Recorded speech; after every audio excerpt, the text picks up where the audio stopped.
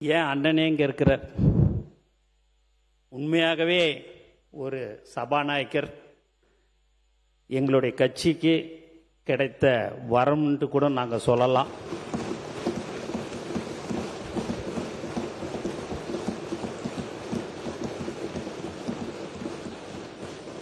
அவர் ஒரு தொகுதியை கேட்டார்.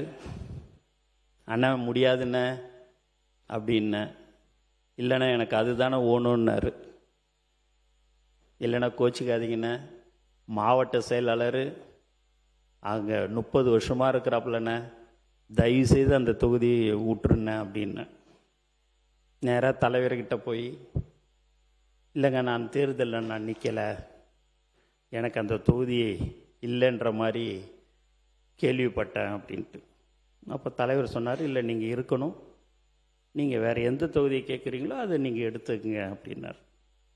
இல்லை நான் என்னுடைய மகனுக்கு நீங்கள் கொடுத்துருங்க, நான் நிற்கலை அப்படின்னாரு.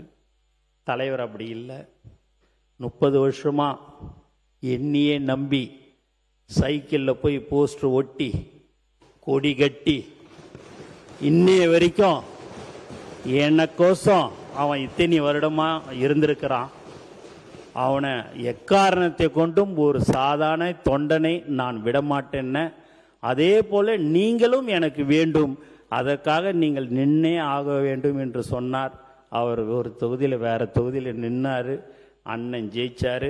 இன்னைக்கு ஒரு சபாநாயகராக பார்க்கறதுக்கே ஒரு அம்சமா, ஒரு அழகா அவருடைய பேச்சு, அவருடைய இப்போ நான்லாம் பேசும்போது பார்த்தீங்க அப்படின்னா பேப்பரை கொடுத்து படிக்க சொன்னீங்கன்னா அப்படியே 2-3 வார்த்தை எதாவது ஸ்லிப் ஆகும். அதை நான் அப்படியே அவர் வாயே, எங்கள் அண்ணன் வாயை பார்த்துன்னு இருப்பேன். அவ்வளோ அழகாக திருத்தமாக ஒரு வார்த்தையும் அவ்வளோ அழகாக பேசக்கூடிய ஒரு சபாநாயகர் எங்களுக்கு கிடைச்சிருக்கிறாரு.